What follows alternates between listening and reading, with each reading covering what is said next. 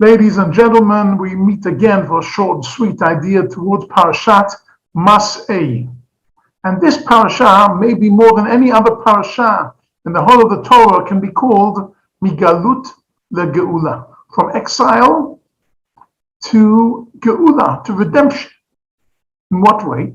The beginning of the parasha talks about all the 42 stops we made from leaving Mitzrayim until where we're standing now in this week's parasha, which is the final stop before entering Eretz Yisrael. We're opposite Jericho, Al Yaden Yericho. We're on the border, on the bank of the Jordan River, opposite Jericho. We're about to enter the land of Israel. The final stop, the 42nd stop, and it goes through all the 42 different stages, different stops, different traveling we had to do to get to this stage. And that's the Galut.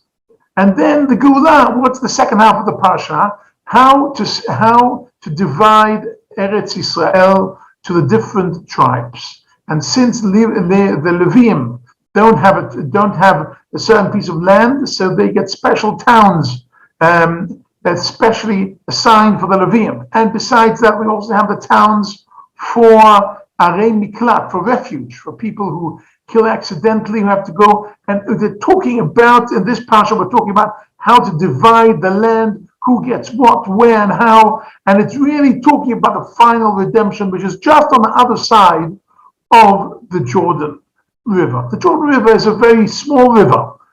It's a small matter of getting across the Jordan River. But this is the final stop, and it's very exciting.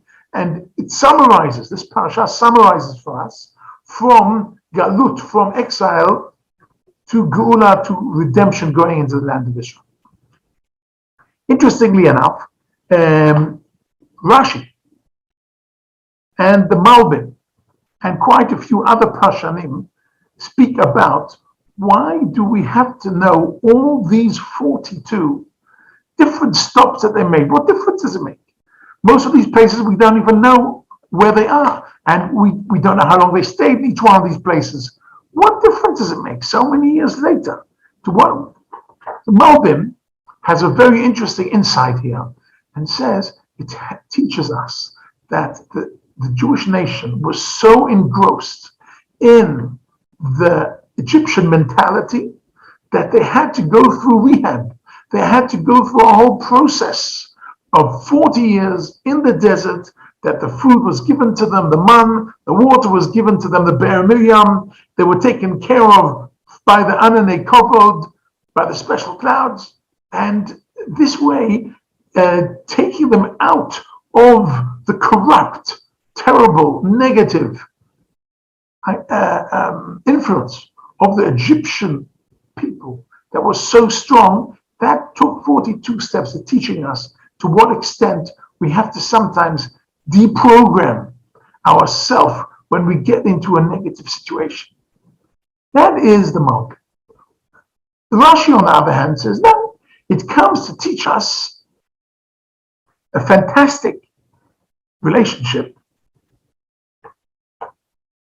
that we show appreciation to HKBH, that he took us through all these trials and tribulations, and in spite of all the things we did wrong on the way, he kept with us. And it's actually, we're saying over all these 42 stops to remind us and to remind HKBH that we really appreciate him taking us through all this for such a long time. In spite of everything, he stuck with us through hail and brimstone. However, the Sforno, interestingly enough, says the opposite. It says, why do we have all these 42?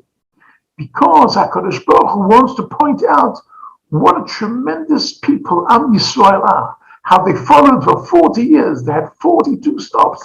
They didn't give up. Lech tech acharai b'midbar be'eretz lo zua. They stuck with Hashem. Am Yisrael didn't know where they were going, when they were going to get there. They knew nothing, but they stuck with Hashem and with Moshe and Aaron and Miriam, and they went. And that was a big sign of emunah. So actually, all these 42 stages are to teach us what a great nation we have. And this is an interesting balance I find many times in the Torah, the balance of a mutual relationship. I think anybody who is involved in any type of relationship wants it to be mutual. And I think each and every one of us, when we find out that a certain relationship is not mutual, is very disappointed. What am I talking about? If we look at Rashi on the one hand, and we look at the Sfon on the other hand, Rashi says this is trying to tell us what a fantastic God we have, and how HaKadosh Baruch Hu was with us all the way. And the Sfon says it's coming to teach us what a fantastic nation we have. HaKadosh Baruch Hu is talking about appreciation of the fantastic nation he has. We are appreciating him, he's appreciating us. This is an interesting idea, which is also shown in the Talmud the tractate Masechet Brachot, where it talks about HaKadosh Baruch Hu puts on tefillin.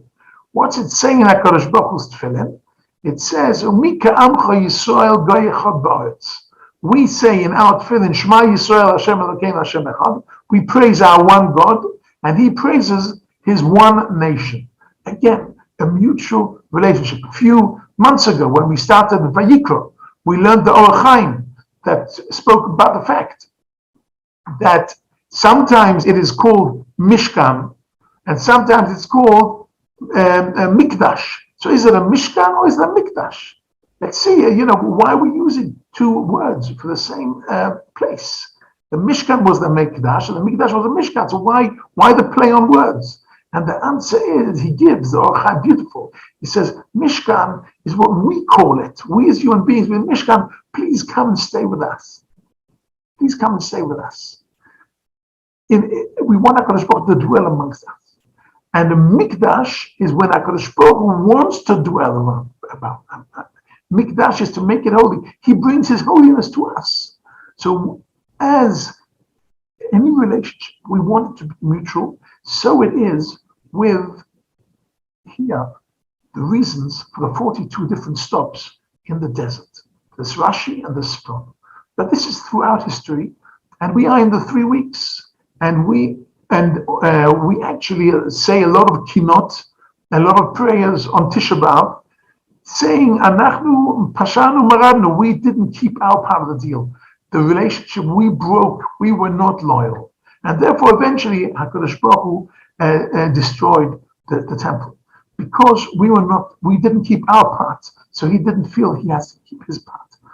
And that's how it works with relationships. But we're looking forward to Geula Shlema, which means we're trying to keep our part of the deal. And we're looking forward to him keeping his part of the deal. So far, it's happening. So far, we have so many Jews coming back to Israel. And so far, we've got more Torah studied today in Jerusalem than ever before in history. And we're making big steps ahead. And we're trying our best. And we see Nissim. We see Nissim every day with different enemies who are trying to harm us. And it doesn't work for them. Baruch Hashem, we have to recreate. What we have to think about during these 3 weeks is how do we recreate this beautiful mutual relationship with HaKadosh Baruch Hu, Ad Bias HaMashiach, Amen.